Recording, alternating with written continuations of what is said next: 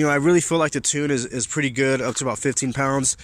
What I'm going to do is I'm going to add a 10% fuel up to 15 pounds and make a pull to 7 grand. And today is like judgment day. You know, is this going to work? Is it going to control boost and not just peg out and hit boost cut? I'll go ahead and lower the boost cut to, I guess, I don't know, 15 pounds. I'll do 15-pound boost cut. See how close it is. It bench tested at 14 pounds, but I don't know how accurate that is. It might be less because it's not taking into consideration like the back pressure of the exhaust pushing against the valve. So I'm sure that helps open the valve sooner. Alright, set up the boost cut to 15 pounds. Go ahead and go into the fuel map and add 10% up to 15 pounds. Probably starting at 3,500 RPMs. Okay, so it's just A. You hit A and then you could adjust the highlighted area percentage. I'm going to do positive 10%. I was running rich before, so I'm running ideal right now, but I'm going to go ahead and add 10% of fuel anyway, up to 15.8 psi. And if it does go past that, I do have fuel, a large amount of fuel in the 17 psi column, but I'm going to set the boost cut no higher than 17, so I'm not going to go past this point in the tables. So I already made a pull just to see what it did, and it went to 9 psi and it held pretty steady. I didn't really get to stay in it too long, but I'm going to do a quick 1-2 gear pull next chance I get. I think I'm going to go ahead and take it out to the 7 grand red line. I've been short shifting this whole time, these past couple videos.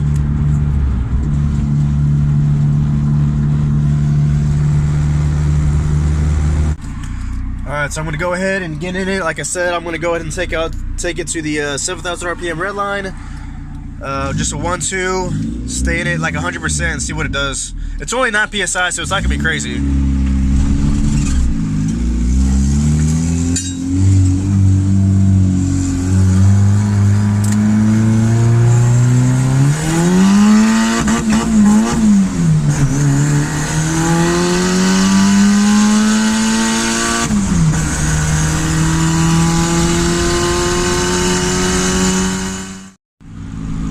Alright, so after that last run, something got hurt. It does not want to rev up, even out of boost. It builds like a pound or two, and it kind of sputters, and something just is not happy right now.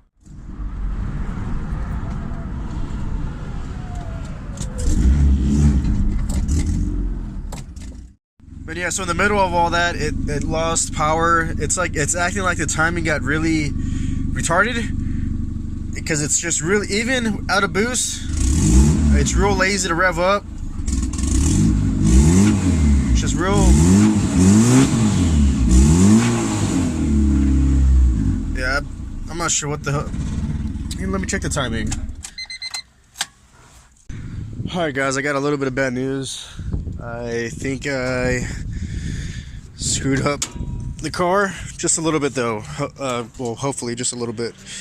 But basically when the car spiked to like 35 psi the other day, I think it pretty much weakened the head gasket. And then when I just did that pull yesterday, it was like 9-10 psi.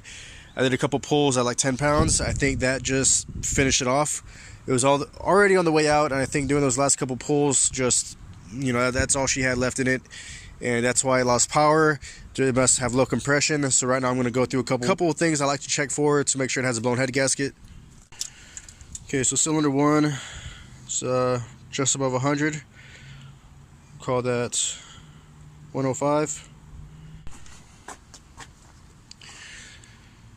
Cylinder 2 is also at 105.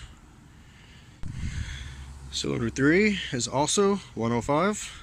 Cylinder 4 is also about 105. That's actually not good. That's actually a very bad sign that I have good compression across all 4 cylinders. Because that's the only reason that a blown head gasket would basically make a motor run like crap, is losing compression. Yeah, that's not good at all. I'm gonna go ahead and start it up and get it hot, just to see if maybe the coolant's bubbling, which I doubt it if it has good compression. Yeah, I'm not sure what to do from here. Alright, so I was in the middle of making my stupid little head gasket video, and I fired it up to get the system hot like I was saying, to see if bubbles are coming out, and the rod's knocking. It's got rod knock, and I just verified it's the number 2 rod. It's got clearance in the rod bearing. So, shit. But at this point, I'm gonna have to drop the pan, and honestly, I might just replace this number 2 bearing, rod bearing, and send it. I mean, it's just this one bearing, and it just happened. It's not bad. I don't think it's like rod on crank. You know, I think it just ate up the bearing. I'll probably just change out this rod bearing, change the oil, and keep going.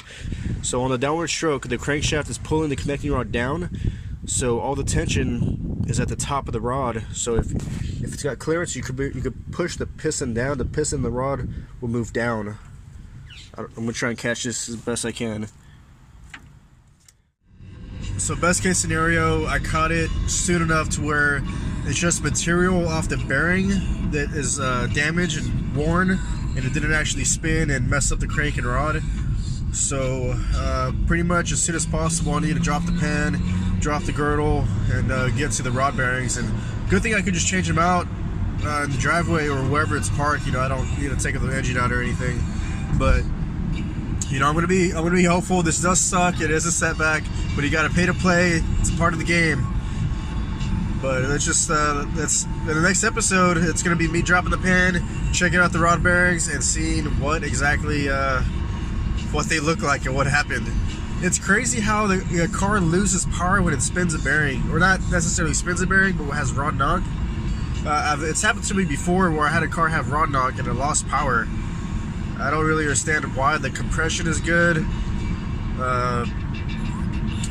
know, I'm not quite sure why it loses power, but it does. Thank you everyone for being along for the journey. You know, I'm gonna stay at it. I'm dedicated. I'm gonna get the bearings in there. I'm gonna do whatever I gotta do to make this thing a monster. You know, I'm not gonna stop. This isn't gonna stop me. Thanks for watching the video. If you like it, like and subscribe. See you in the next one.